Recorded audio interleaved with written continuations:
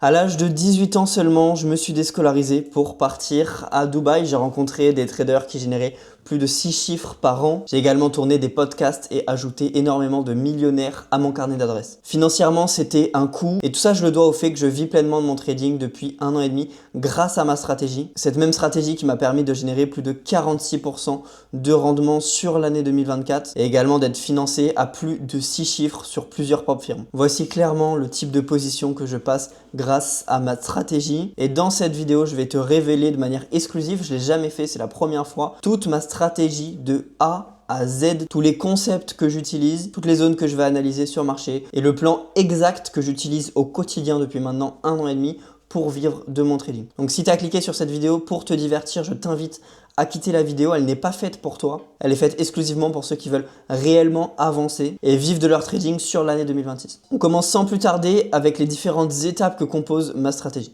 On va commencer par le HTF. Le HTF, c'est l'unité de temps première que je vais utiliser qui va me permettre de définir la tendance principale du marché. Donc que ce soit en daily ou en H4, ça va me donner un biais concret pour savoir si je vais chercher des positions à l'achat ou des positions à la vente. Pour ce faire, je vais utiliser 3 concepts clairs qu'on va voir dans un instant. La deuxième étape, c'est de venir en MTF, donc en Middle Time Frame, pour identifier mes zones à forte probabilité de retournement. J'utilise plusieurs patterns en trading qui m'apportent un edge, donc un avantage probabiliste sur le marché, et c'est en MTF que je vais aller trouver ces patterns. Et enfin, je vais en LTF pour analyser le marché avec précision et affiner mon entrée.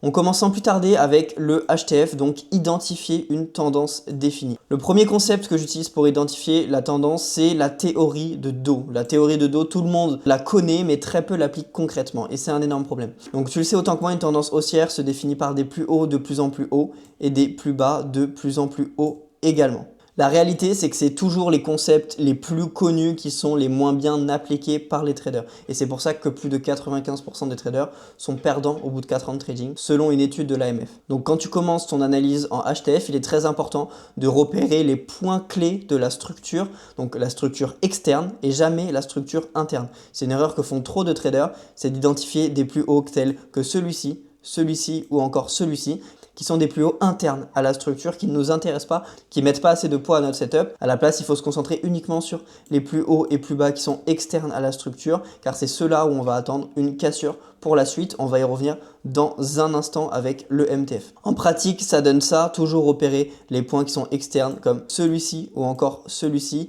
et pas se concentrer sur les points qui sont internes comme celui-ci ou alors celui-ci. Le deuxième principe, c'est le principe de clarté structurelle. C'est l'idée que après des centaines et des centaines d'heures de backtesting, tu as affiné ton œil car tu as de l'expérience et tu sais maintenant exactement comment agir. Donc basé sur cette expérience et cette subjectivité, tu vas pouvoir t'en servir pour identifier le bon du mauvais setup sur 2 setups qui respectent exactement la même stratégie, exactement la même idée. Comme vous pouvez le voir, on voit une tendance qui semble haussière avec le début de la tendance qui est plus bas que la fin de cette tendance. Cependant, il y a un doute qui s'installe, étant donné que ce plus bas a par exemple été cassé, que ce plus haut n'a pas encore été récupéré, ce qui nous montre une tendance qui n'est pas claire, qui n'est pas définie. A l'inverse, on voit clairement sur ce marché une tendance qui est claire, qui est définie. Il n'y a aucun doute là-dessus. Les plus bas structurels comme celui-ci ou encore celui-ci et celui-ci ne sont jamais récupérés. A l'inverse, tous les plus hauts sont récupérés dans la foulée, ce qui est du coup le principe d'une tendance haussière selon Charles Do. Donc ici, on voit clairement qu'il n'y a aucun doute sur le fait que ce soit une tendance haussière. Cependant, ici, on voit un réel doute sur le fait que ce soit une tendance haussière et ce doute même est une information qu'on doit prendre en compte dans notre analyse.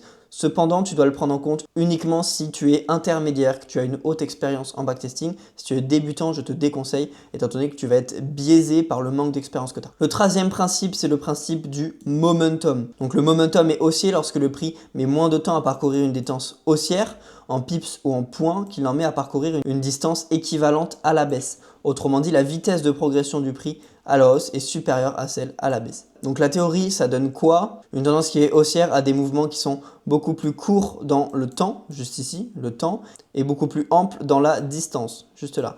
A l'inverse, une tendance qui est baissière, mais beaucoup moins de temps, donc toujours le temps, à retracer une distance qui est quand même beaucoup plus courte. Donc si tu as ces données sur ton graphique, ça définit clairement un momentum qui est haussier et dans ce cas-là, tu peux chercher des positions à la hausse. On va y revenir dans un instant, comment se placer directement sur le marché avec le MTF. Au niveau du cas pratique, tu vois clairement que sur ce marché, le prix met beaucoup plus de temps à corriger qu'il n'en met à casser le dernier plus haut. À l'inverse, juste ici, il met beaucoup plus de temps à corriger qu'il n'en met à casser le dernier plus haut juste là. Donc on voit un momentum qui est haussier avec une théorie de dos qui est respectée avec des plus hauts qui sont toujours de plus en plus hauts et des plus bas qui n'ont pas été pris. On passe maintenant au MTF, au middle time frame, donc au pattern que je vais rechercher sur le marché pour avoir de fortes probabilités dans ma stratégie et passer des positions telles que celle-là à plus 3,43 R ou alors encore à plus 5 R juste là. Ce genre de position, c'est vraiment grâce à l'analyse en MTF. Donc on va aller sur les time frames du milieu et on va déjà attendre un break of structure, donc une cassure de la structure dans le sens du marché. On a ici une structure qui est haussière et on va attendre une cassure du dernier plus haut, encore une fois je le répète, mais le plus haut qui est externe, jamais un plus haut interne. On ne va pas attendre une cassure par exemple de ce plus haut là, on va attendre une cassure d'un point externe à notre structure, comme celui-là ou encore celui-là. Donc la cassure doit être claire et pour ce faire, on casse toujours avec le corps et jamais avec la mèche. Juste ici, vous voyez que le prix a été cassé avec le corps, pas avec une simple mèche. Donc on a un BOS, un break of structure qui est validé. Et dans une tendance haussière, c'est important qu'il n'y ait pas de BOS des derniers plus bas externes car ça invaliderait notre tendance haussière. Et donc c'est un possible retournement de tendance. Le concept numéro 2 en MTF, ça va être l'order block. L'order block, c'est celui que j'utilise, mais pour être transparent avec toi, c'est pas le seul qui fonctionne. La réalité, c'est que si tu as un pattern qui est backtesté et qui fait sens avec ta vision du trading, tu seras en mesure d'être rentable avec. Pour mon cas personnel, c'est l'order block, mais il y en a énormément qui fonctionnent, tels que les supports, les résistances, les imbalances, les gaps, etc. etc. Donc un order block, c'est la dernière bougie opposée à la tendance avant une impulsion qui est marquée. Donc cassure d'une structure, on l'a vu juste avant avec le break of structure. Donc une fois notre break of structure de la liquidité externe fait, juste ici avec cette flèche violette, on a donc les dernières bougies vendeuses avant l'impulsion qui casse le dernier plus haut qui nous délivre un order block juste ici. Aujourd'hui, on voit les bases. Je ferai une vidéo dédiée aux order blocks sur cette même chaîne YouTube. Donc abonne-toi maintenant si ce n'est pas déjà fait pour que tu ne manques surtout pas toute la valeur que je vais t'apporter en trading, que ce soit sur l'analyse technique, mais également sur la psychologie. Donc cet order block, c'est un pattern. C'est une zone de potentiel retournement où je vais attendre une correction à l'intérieur pour pouvoir potentiellement rentrer en LTF et aller chercher une position. On a ici un point structurel clé, le dernier plus haut externe, qui est cassé justement par cette impulsion. Et donc cette impulsion nous délivre un order block qui sont les dernières bougies baissière avant l'achat qui casse la structure.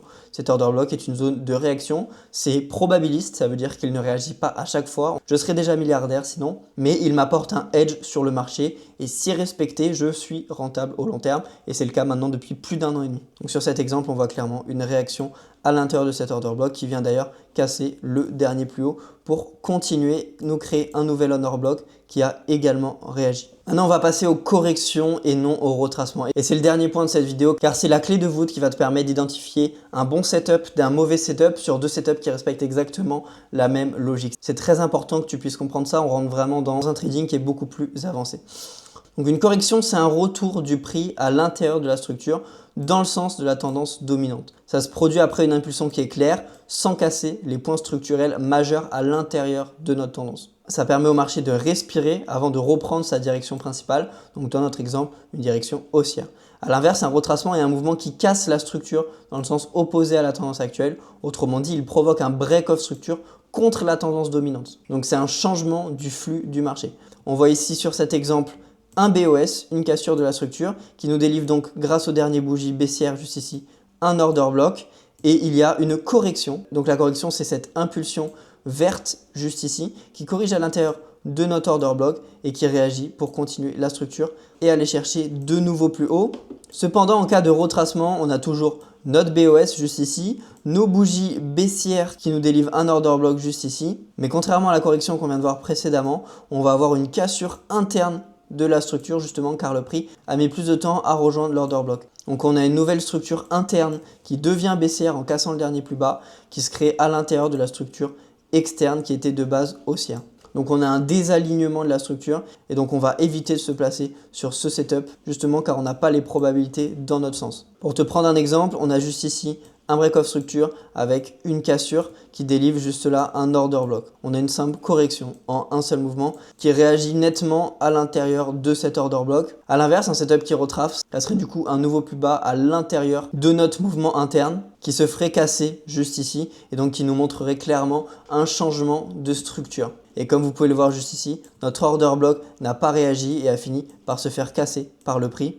Et le prix a continué dans une tendance baissière, justement car il a eu cette cassure initialement due au retracement. Tu viens de regarder une vidéo sans montage, sans sound effect, sans Lamborghini et sans dopamine. C'est la preuve qu'évoluer dans tes compétences en trading, c'est quelque chose d'important pour toi et que tu n'es pas du tout venu pour te divertir. Donc si tu n'es pas rentable dû à la stratégie, tu as une stratégie qui ne te convient pas forcément, elle n'est pas définie, tu n'as pas assez confiance en ta stratégie ou alors elle n'est pas assez claire pour toi, je t'invite à réserver un appel absolument avec moi. Je t'ai mis dans la description de cette vidéo le lien de mon emploi du temps, c'est le premier lien. Donc dans cet appel, c'est moi qui analyse personnellement ta situation. On revoit ensemble tout ton plan de trading, toute ta stratégie, les concepts qui te font sens et les points que tu ne comprends pas. Et je te coach de manière totalement offerte pendant une demi-heure pour que tu puisses régler tes blocages. C'est un appel qui ne t'engage en rien, je répondrai à toutes tes questions et dans tous les cas, tu repartiras avec un maximum de valeur sur la stratégie. Je sais que c'est important pour toi de mettre de la vitesse dans ton trading sur cette année 2026, donc je ne me fais pas de soucis. On se retrouve à très vite dans cet appel. Ciao, ciao!